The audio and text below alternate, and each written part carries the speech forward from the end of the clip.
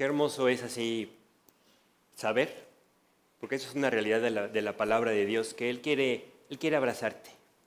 Él sabe hoy cómo te sientes, Él sabe hoy cómo estás, sabe tu mayor necesidad. Y no hay nada que abrace mejor, que abrace más fuerte que el amor de Dios. Bueno, yo quiero hoy entrar contigo a un detalle más de esta parte de la palabra de Dios que hemos venido estudiando, donde el Señor, ustedes recordarán, le ha hablado otra vez a Moisés, le ha recordado el pacto hecho con los patriarcas, ¿no? Y le dice Dios a Moisés, yo soy ese Dios omnipotente. Ahora, como siempre te lo he pedido, ponte en ese lugar. Ponte en ese lugar donde Dios está diciendo a ti, y Dios te habla y te dice, yo soy ese Dios omnipotente que hice un pacto. ¿Y qué hace Dios con los pactos que hace o que dice? Los cumple.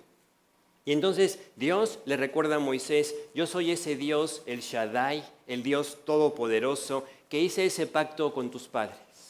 Pero, ¿sabes? Llama la atención que no es sino hasta este momento, en el momento que estamos estudiando, que es aproximadamente 400 años después de cuando Dios le hizo el pacto a Abraham, que entonces Dios revela de una manera muy especial, de una manera muy diferente, el significado de su nombre personal, Jehová.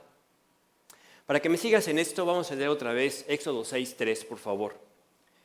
Dice el pasaje, dice Dios, y aparecí a Abraham, a Isaac y a Jacob, como Dios omnipotente. Note esta segunda parte. Mas en mi nombre, Jehová, no me di a conocer a ellos.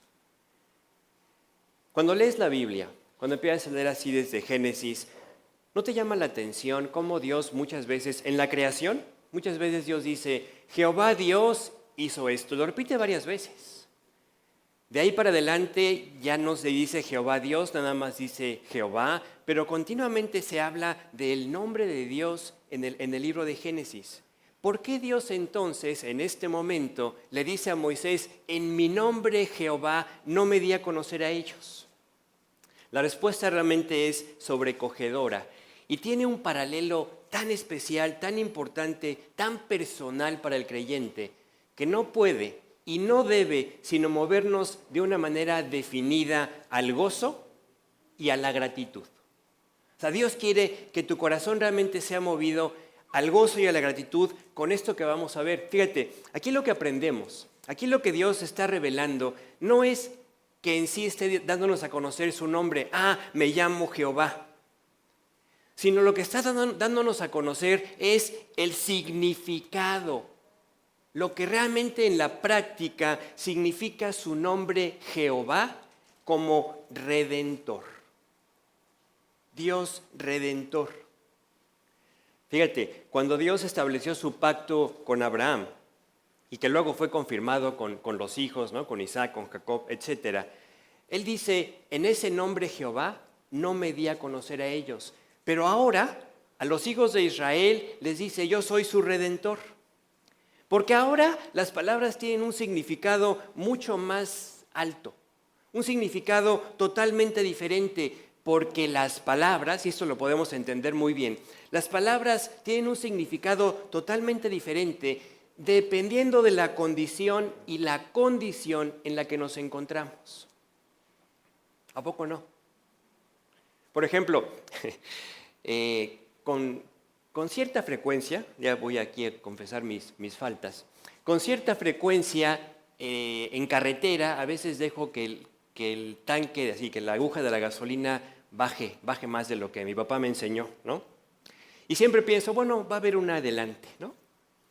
Y hay veces que resulta que la que está adelante, nos ha pasado varias veces, llegas, no hay servicio, ¿no? O no hay gasolina. Y de repente, entonces, esa palabra que cuando tú vas con el tanque lleno dice gasolinera y ni caso le haces, ¿no? Cuando ya vas con la aguja y el foquito en rojo, la palabra gasolinera se vuelve, o gasolina, o la bombita esa en el anuncio, se vuelve un anuncio que para ti es vital, ¿no? Y yo a veces he tenido que entrar así a ciudades que no era mi intención entrar, pero nada más para buscar una gasolinera. Y entonces la palabra, dependiendo de la condición, de la situación que tú estás viviendo, es totalmente diferente. Es muy diferente revelarse como Jehová a Abraham, a Jacob, a Isaac, personas libres, personas que tenían el total control sobre sus vidas y sus decisiones, que encontrarse con el nombre Jehová ahora, 400 años después, con un pueblo que está sometido, con un pueblo que ya no es libre, sino que está sufriendo bajo la pesada carga de la esclavitud en Egipto. No perdamos de vista la analogía, estos paralelos espirituales que Dios siempre nos presenta y que hoy tenemos, por tener la Biblia en nuestras manos, tenemos la oportunidad de conocer. Pero no nada más de conocer, sino de experimentar. Estas palabras, estas historias son prácticas para nuestra vida hoy. Todos sabemos, o creo que la mayoría, qué representa Egipto. ¿Qué representa Egipto? Egipto representa el mundo. ¿Qué representa la esclavitud en Egipto? La esclavitud del pecado, ¿sí? ¿Qué representa Faraón? ¿Sí? ¿Alguien dijo por ahí? El diablo. Faraón representa a Satanás, un tirano que, como dice la palabra de Dios, a sus presos no abrió la cárcel. Que no quiere que la persona que aún no conoce a Cristo, no quiere que le alumbre el Evangelio, que pueda ser rescatado de una esclavitud que ni sabíamos que éramos esclavos. Todos los que hoy hemos conocido a Cristo, un día fuimos esclavos del pecado. Claro, si tú te pones en ese momento, hace X años, según tu experiencia, tú dices, no, yo no me sentía esclavo del pecado. Claro, porque eso lo aprendemos, eso lo entendemos hasta que somos liberados. El que es esclavo no sabe que es esclavo porque siempre ha sido esclavo. Inconscientemente vivíamos siguiendo los conceptos, las ideas, los planteamientos del mundo, los ideales. Y además, como enseña la palabra de Dios, seguíamos los deseos de ese faraón, de ese diablo, que nos llevaba contrario a la voluntad de Dios. Dios quiere darnos vida, el diablo quería matarnos. Jesús le dice a los fariseos religiosos en su tiempo, ustedes son de su padre el diablo, de vuestro padre el diablo, ¿no? Claro, se ofendieron profundamente. Como ofende al orgullo humano cuando nos dice, no, es que no conoces a Dios. ¿Sí? Entonces, pero ahí estábamos todos. Pablo en el Nuevo Testamento escribe y dice, eso éramos todos. Todos éramos esclavos. Yo, por varios años, me conformé con saber el nombre de Dios. ¿Conoces a Dios? Yo pensaba que sí, porque leía la Biblia, porque era enseñado en ella. Sabía que Él era la verdad, sabía que Él era la vida. Pero es muy diferente saber que Él es la verdad, que Él es la vida, a cuando puedes decir en la experiencia, Él es mi Dios, Él es mi Salvador. Y Dios en ese tiempo no era mi Dios. Era un Dios del que conocía su nombre, pero no era mi Dios, no era mi Salvador y mucho menos era mi vida. Pero le doy gracias a Dios que una noche esto cambió. La noche en que tomé la decisión de abrirle mi corazón, pedirle perdón por mis pecados y que entrara a mi vida y me salvara. Y Dios, ¿qué crees? Dios cumple sus pactos, cumple sus promesas. ¿Qué hace Dios cuando entra al corazón? Yo no puedo dejar de recordar con gratitud cómo esa noche se acabó el temor, se acabó la incertidumbre, se acabó el miedo. Como dice la Biblia, el miedo es echado fuera de forma definitiva. Eso es lo que hace Dios en la vida de cualquier persona que con ese acto sencillo, voluntario, se entrega a Él. El profeta Isaías, hablando de este tema, que no hay tema más hermoso que la salvación. Fíjate lo que dice Isaías 41:14. Dice, no temas, gusano de Jacob. O sea, desde el punto de vista humano, desde el punto de vista de las situaciones que nos oprimen, Dios dice, tú que te ves como gusano, tú, gusano de Jacob, no temas. Ustedes, vosotros, los pocos de Israel, Dios dice, yo soy tu socorro. Yo soy tu socorro. Yo soy tu socorro, el Santo de Israel. Y otra vez aquí esta palabrita tan importante en esta parte que estamos meditando. Yo soy tu Redentor.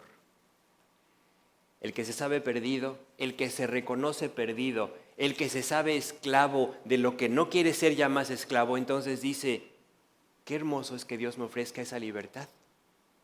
Yo ya no quería tener temor, yo ya no quería tener miedo a quedarme, a que Jesús regresara por su iglesia y quedarme. Y esto finalmente es lo que Dios hizo, darme seguridad. Cuando das ese paso, esa pequeña decisión tan importante, tan trascendente, que finalmente es la decisión de abandonar algo. ¿Qué abandonamos? Abandonamos el mero conocimiento. ¿Estás dispuesto a dejar atrás nada más el saber de Dios o el conocer de Dios? Porque tú puedes decir, es que yo conozco las enseñanzas, pero Dios te dice eso en nada se compara con entrar al terreno extraordinario, al terreno hermoso de ser. Es lo que Dios quiere hacer en tu vida, ser. Dios quiere que seas salvo, que seas hijo, que seas nuevo. Eso es ser. Y entonces la vida toma una dimensión totalmente diferente. Una dimensión amplia, una dimensión nueva y sobre todo una dimensión eterna. Eternidad es lo que puso Dios en nuestro corazón, en nuestra alma. Dice la Biblia que Dios hizo al hombre alma viviente, un alma eterna. Hace 2 semanas, poquito menos de 2 semanas, por unas horas, partió con el Señor mi cuñado Rogelio. Y ante esa experiencia humana de enfrentar la muerte, enfrentar la separación de un ser amado, realmente no hay nada más alentador, no hay nada que realmente abrace más que saber, como dice la Biblia, ciertísimamente que Dios es un Dios de vivos, que es la experiencia del creyente, que Dios es vida y que Dios cumple sus promesas, porque el creyente cuando muere es inmediatamente llevado a la presencia de Dios. ¿Por qué?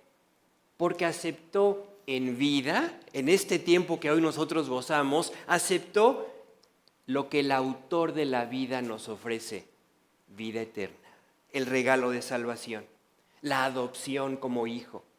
Y eso es lo que hace que la muerte, como humanamente hablando, el evento más trágico que podemos enfrentar, poderlo enfrentar con una esperanza que solo Dios puede dar.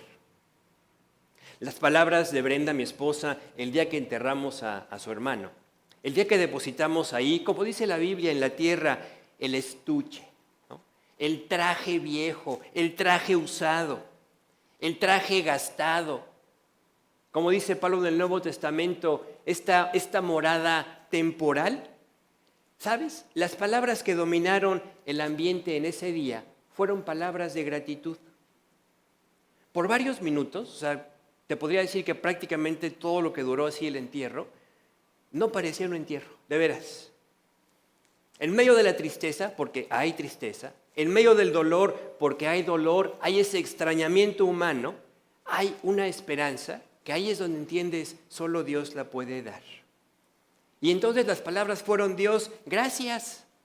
Gracias por la vida que le diste, decía Brenda, gracias por la vida que le diste a mi hermano.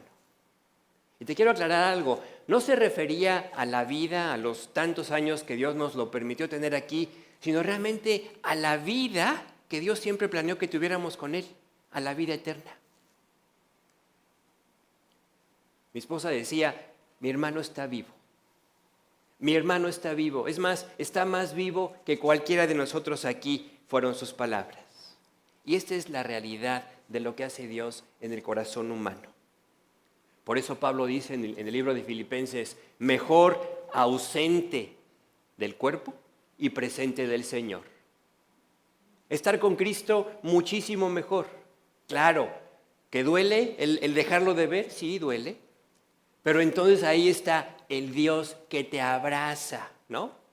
Así que en este dolor que la familia experimentamos, que aún sentimos, ahí está Dios y dice, te abrazo con mi amor, te abrazo con mi consuelo, te abrazo con esa fortaleza que solo yo puedo dar. Y te comparto esto, porque son las situaciones que una vez más nos permiten comprobar que lo que Dios dice respecto a nosotros, Él quiere que lo comprobemos.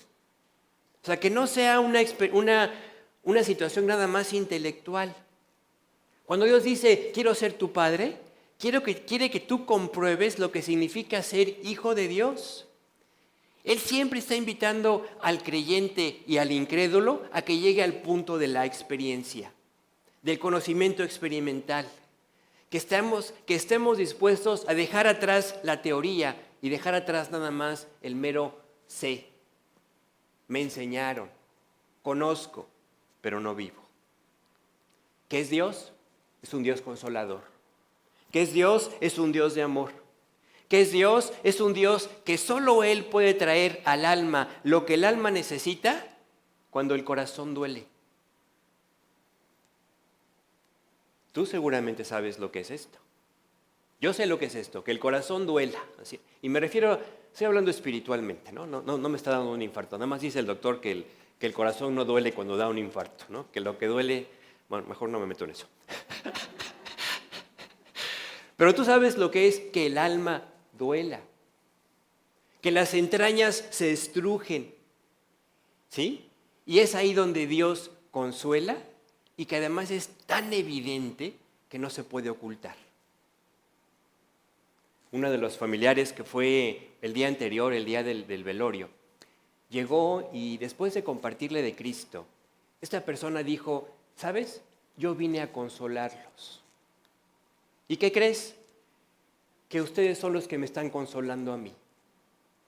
Esta persona recibió a Cristo, a la mañana siguiente regresa antes del entierro y dice, por primera vez después de no sé cuánto tiempo pude dormir. Eso es lo que hace Dios. Eso es solo lo que Dios puede hacer. Por eso la pregunta que Dios siempre nos hace ahí en lo personal, en el interior de nuestra vida es, ¿en qué forma conoces a Dios? Porque podemos pensar que lo conocemos y Dios te pregunta, ¿cómo me conoces? O sea, ¿me conoces acá arriba? ¿O me conoces realmente en el corazón, en la experiencia de saber que soy tu Padre, que soy tu Dios, que te guío, que te consuelo, etcétera? La pregunta obligada es, ¿cómo quieres conocer a Dios? ¿O te vas a conformar con saber de Él? ¿Te vas a conformar con saber, con conocer la historia? Ah, sí, yo sé que Cristo murió por los pecados de todos los hombres. O a lo mejor dices, sí, murió por mí, pero es solamente información. ¿Te vas a sentir a gusto nada más con tener la información? ¿O estás dispuesto a probar, a comprobar que Dios quiere ser algo personal para ti? No el Dios de mis padres, no el Dios de mis amigos, no el Dios del conocido que me invitó, el Dios personal. Un Dios que da vida, que da satisfacción, que da paz. Un Dios que da seguridad. Ese es el Dios que compartimos. Eso es la razón de ser por la que estamos aquí. Ninguna otra razón es importante. Todas las demás son temporales. Es más, muchos de los que estamos aquí ya hemos aceptado al Señor Jesús como Salvador. Y por la gracia de Dios y sobre la base de que Él cumple su palabra y que sus promesas nunca fallan, esa relación de salvado, yo como salvado y Él como salvador, esa no cambia. No importa lo que yo haga, Jesús me salvó. No importa lo que yo haga, soy hijo y Él es mi Padre. ¿Por qué? Porque eso depende de Él, no depende de mí. Dios siempre va a cumplir su promesa. Pero, y aquí es donde yo te invito a ti como creyente a que medites en esto, pero hay otro lado de esta relación cuyos hilos sí pasan por el terreno de tu voluntad, por el terreno de mi voluntad. ¿Por qué? Porque para que una persona pueda ser salvada, tiene que tomar en algún momento de manera sincera, concreta, la decisión de que Dios sea su Señor y su Salvador. Es la única forma en la que una persona puede ser salvada, cuando lo recibimos como Señor y Salvador. La parte de Salvador no la perdemos. Pero ¿qué tal la parte de Señor? ¿Qué tal cuando nosotros ya en la vida cristiana empezamos a vivir en la inercia? Empezamos a vivir en el empujón, y por eso Dios nos dice, hay que renovar constantemente esa decisión. Quiero que Dios sea mi Señor. Esa decisión sí tiene que renovarse. A veces cuando somos así muy parvulitos, muy niños en la vida cristiana, conozco personas que muchas veces me compartieron esto, que cada vez que invitábamos así a recibir a Cristo, dice, yo ya lo volví a recibir por no dejar, ¿no? Para asegurarme bien. Pero realmente a Jesús se le recibe una sola vez. Él entra al corazón una sola vez y entra para siempre. Pero sí es cierto que la decisión de que hoy sea mi Señor es algo que tú tienes que renovar todos los días. Hoy a lo mejor Dios te está preguntando, ¿cómo está esa relación? No la de hijo, no la de salvado. ¿Cómo está la relación de que yo soy realmente tu Señor? Todos los creyentes, sin excepción, tenemos que entender bien esto, para no dejarnos extraviar en este camino que finalmente la Biblia dice es un camino difícil. Si todos los creyentes llegaran bien al final de su vida, no habría recompensas, vamos a decir, especiales para los creyentes fieles. Todos las tendrían. Hay recompensas especiales para la fidelidad, para los que se mantienen toda la vida siguiendo a Cristo, porque es una vida que de continuo reto. Una vida donde, como yo te he explicado en otras ocasiones, la inercia nos baja, ¿no? Pero Dios quiere que tú vivas en el continuo, quiero subir, quiero avanzar en mi relación con Dios. Como le dice Pablo a los Gálatas, ¿se acuerdan? ¿Ustedes corrían bien? ¿Quién os estorbó? ¿Quién les metió el pie? ¿Quién les impidió seguir con el buen paso que tenían viviendo para Dios? Y ahora ya se encontraban los Gálatas viviendo para sí mismos, viviendo para las cosas, viviendo para portarse bien y recomendarse delante de Dios. Los Gálatas estaban ya viviendo en la carne. El llamado de Dios para su cuerpo, esta es una partecita del cuerpo. La iglesia en Veracruz, aunque estuviéramos todos los que forman parte de esta iglesia, somos una pequeñísima parte del cuerpo de Cristo. Y el llamado de Dios para su cuerpo, para la iglesia universal, fíjate, es Malaquías 1:6. Dice el pasaje, el Hijo, y es muy lógico, el Hijo honra al Padre y el siervo a su Señor. Y Dios entonces pregunta, si pues soy Padre, ¿dónde está mi honra? Y si soy Señor, ¿dónde está mi temor? Pero me impresiona más a qué personas está dirigida en primera instancia este pasaje. Dice Jehová de los ejércitos, a vosotros, oh sacerdotes. O sea, a los que tenían que tener en un sentido esto más claro, son a los que Dios les dice, oye, dices que soy tu Padre y no me obedeces. Dices que soy tu Señor y no me sirves. Por eso dice, oh sacerdotes, que menospreciáis mi nombre, ese nombre redentor, ese nombre que te salvó, ese nombre que te dio vida. Pero como siempre pasa, cuando Dios así recién nos presenta esas preguntas que nos deben hacer pensar, cuando menos, yo diría temblar, pero si no, cuando menos pensar, el hombre dice, y decís ¿qué nos ha faltado? ¿En qué hemos menospreciado tu nombre? Pero las palabras de Dios son muy directas. Si soy Señor, ¿dónde está mi temor? El creyente muchas veces cae en la actitud de Jonás. ¿Se acuerdan de Jonás? Jonás, sorprendido por la tempestad porque ha ido desobedeciendo a Dios, va en contra de la voluntad de Dios. Sorprendido por la tempestad, los que no conocen a Dios le preguntan, oye, ¿y tú quién eres? ¿De dónde vienes? ¿A qué te dedicas? Y él dice, soy hebreo, temo a Dios. Imagínate, temo a Dios y voy en línea completamente opuesta a la voluntad de Dios, al plan de Dios. Navegando, y vamos ahí a ponerlo ya, no dejemos a Jonás solito, ¿no? ¿Cuántas veces estamos así en el barco de nuestra voluntad, en el barco de nuestras ideas, viviendo para nosotros mismos, navegando en contra de un plan eterno, adoptando un plan temporal? Pero decimos, sí creo en Dios, tengo mi Biblia. Es más, hasta oro 3 veces al día, por los alimentos, pero oro, ¿no? Y Dios dice, no te dejes deslumbrar por lo que el mundo ofrece.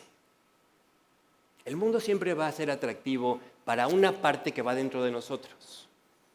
Tú y yo tenemos una naturaleza carnal, lo que llama la Biblia la antigua naturaleza o el hombre natural, que siempre va a tener cierto atractivo o mucho atractivo a lo que el mundo ofrece. El cristiano debe ser consciente de eso, porque el mundo siempre va a intentar deslumbrarte. Pero va a ser tu decisión la que Dios puede honrar, de que en lugar de que el mundo te deslumbre a ti, tú puedas dejar que el mundo sea deslumbrado por la luz de Cristo reflejada en ti. Acuérdate de esto, el sol de justicia es Dios. El sol de justicia es Jesús. Nosotros somos nada más el reflejo de lo que Él hace en nuestra vida. Por toda la Biblia tú lees esto, hombres y mujeres que decidieron, a pesar de sus debilidades, a pesar de sus fracasos, a pesar de sus fallas, decidieron mantener como lo más importante una buena relación con Dios. Y su testimonio hablaba más que sus palabras. Es más, muchas veces son creyentes que no los encuentras en la Biblia predicando. Simplemente vivían para Dios, punto. ¿Y qué le dijeron, por ejemplo, a Abraham? Abraham, ya anciano, cuando está ahí enterrando a Sara, ¿qué le dicen?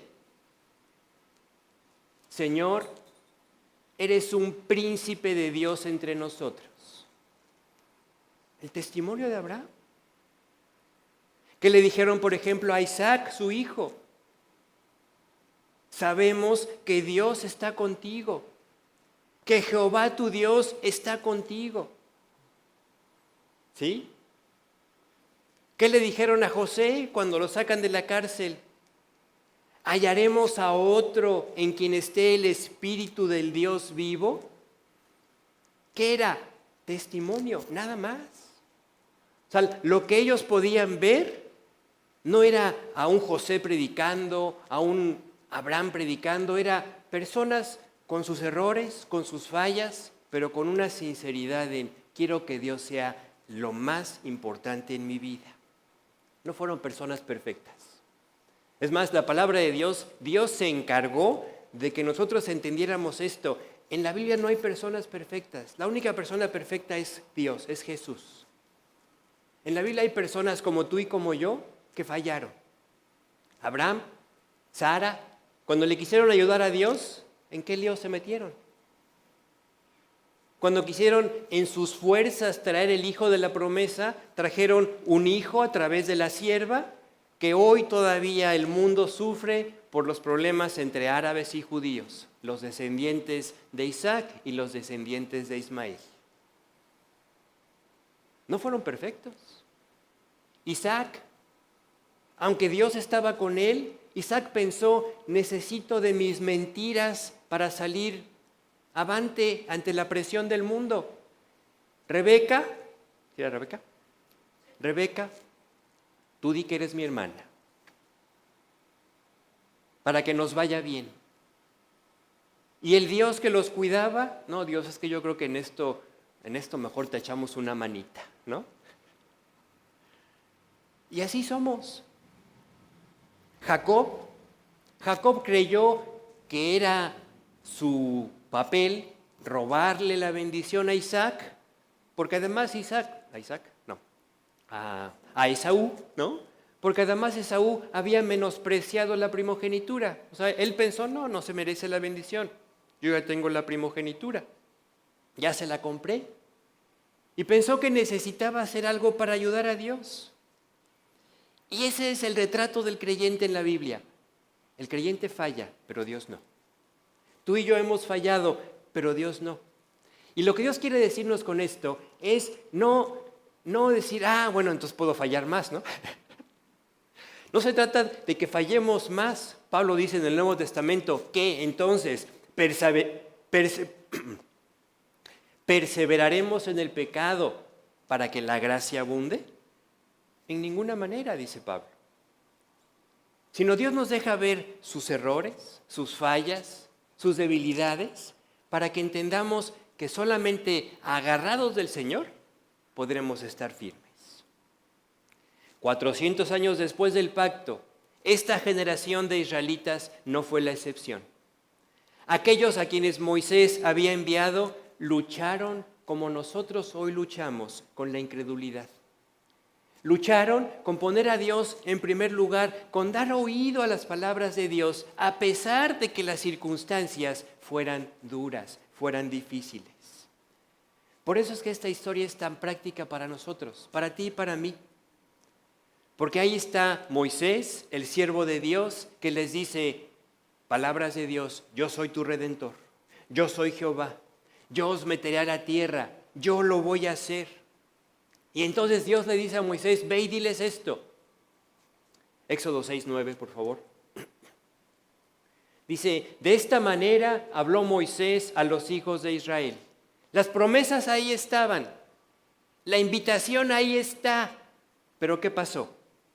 Pero ellos no escuchaban a Moisés a causa de la congoja de espíritu y de la dura servidumbre. La enseñanza para nosotros hoy es muy clara.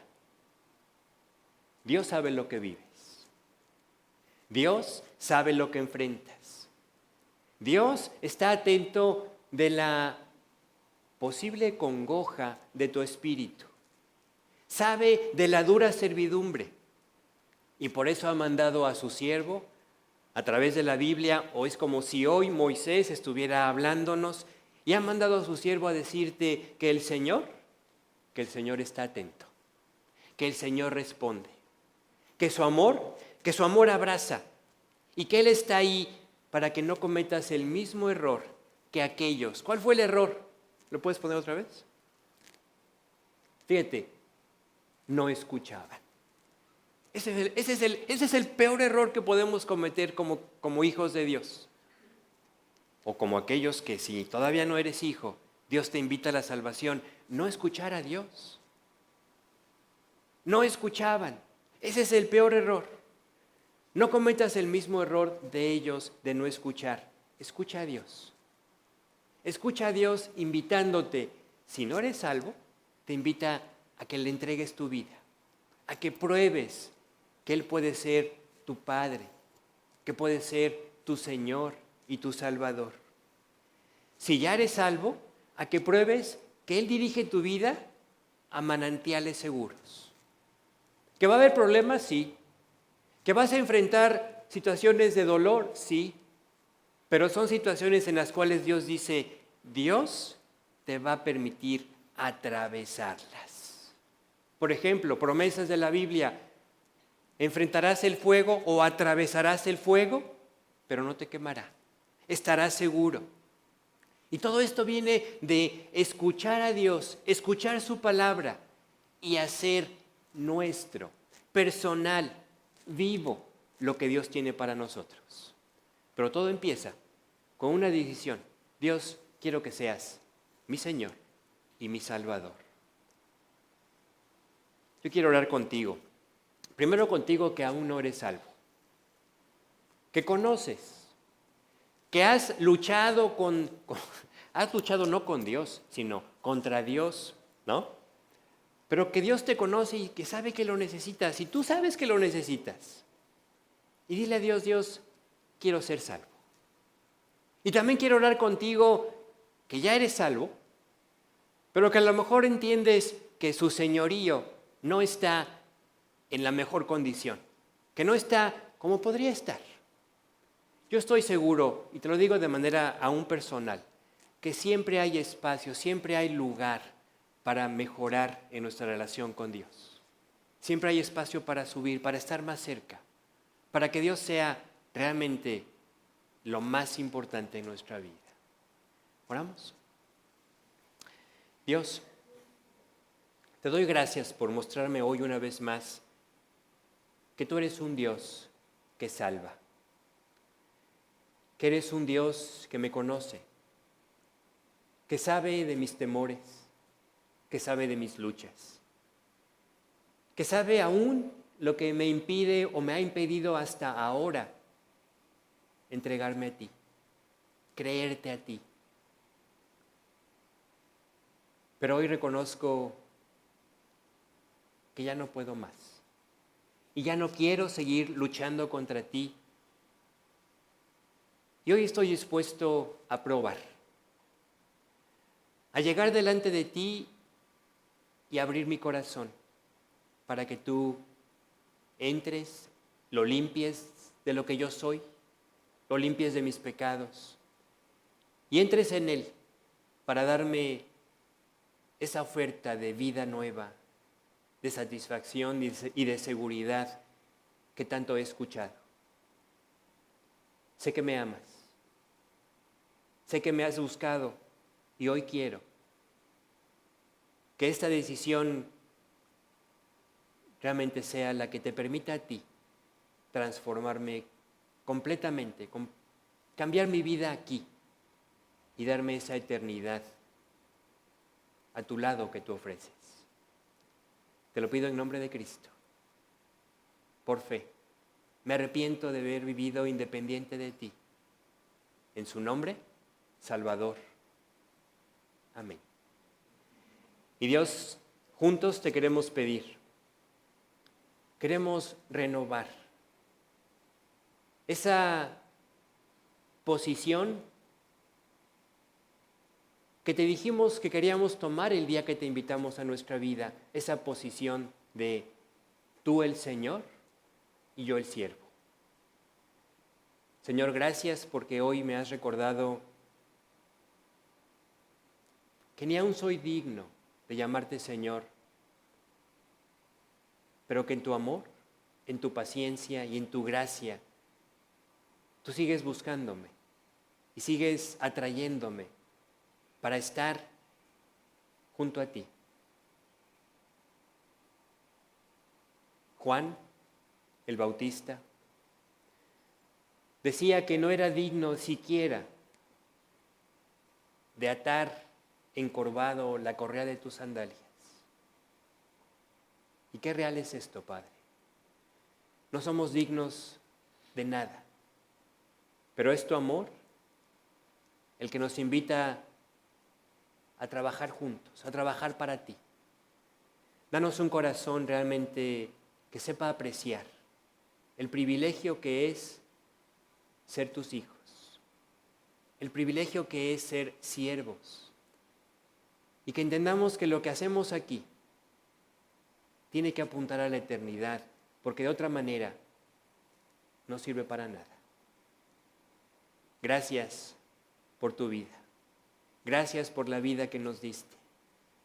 Y danos la gracia de entender que solo viviendo para ti, nuestra vida tiene sentido. Te lo pedimos, te lo agradecemos de antemano en el precioso nombre de Cristo. Amén. Bueno, vamos a terminar otra vez con ¿me abrazas con tu amor? ¿Dónde quedó, Sandro? Acá está.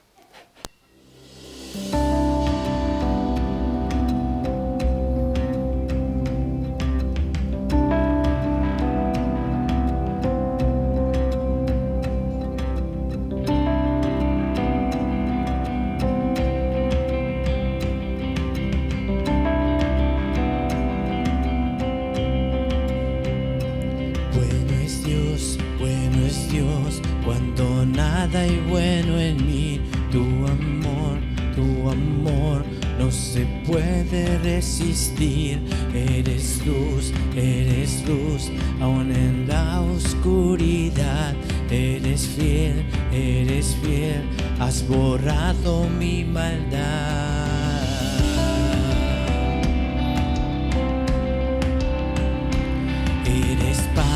Eres paz, aún en medio del temor. La verdad, cuando ando en confusión. La razón de mi gozo está en Jesús. Él venció a la muerte en la cruz.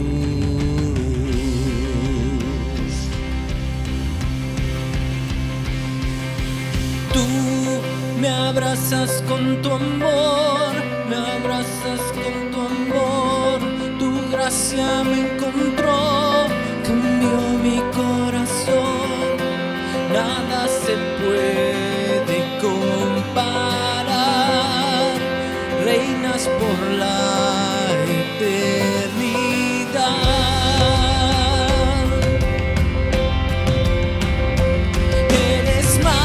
Eres más de lo que puedo expresar. Eres rey, la creación proclamará. Aquí estás, tu presencia es real. Eres Dios, lo pasado dejo atrás.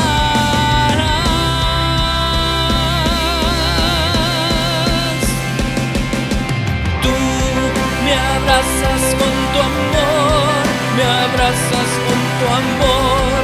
Tu gracia me encontró, cambió mi corazón. Nada se puede comparar. Reinas por la eternidad. Me abrazas con tu amor, me abrazas con tu amor. Tu gracia me encontró, cambió mi corazón. Nada se puede comparar. Reinas por la eternidad.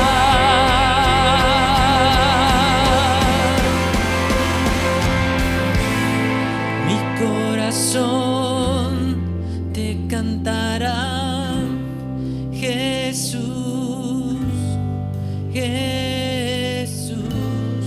mi corazón te cantará, Jesús, mi corazón te cantará, Jesús,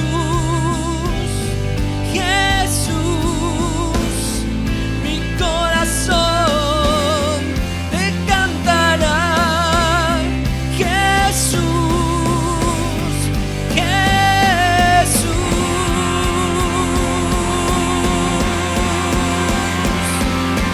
Tú me abrazas con tu amor, me abrazas con tu amor. Tu gracia me encontró, cambió mi corazón. Nada se puede comparar. Reinas por la eternidad. Me abrazas con tu amor, me abrazas con tu amor. Tu gracia me encontró, cambió mi corazón. Nada se puede comparar. Reinas por la eternidad.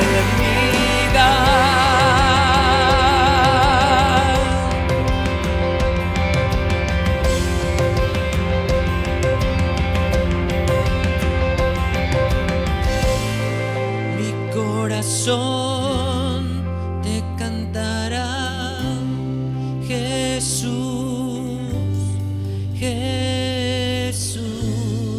mi corazón te cantará, Jesús.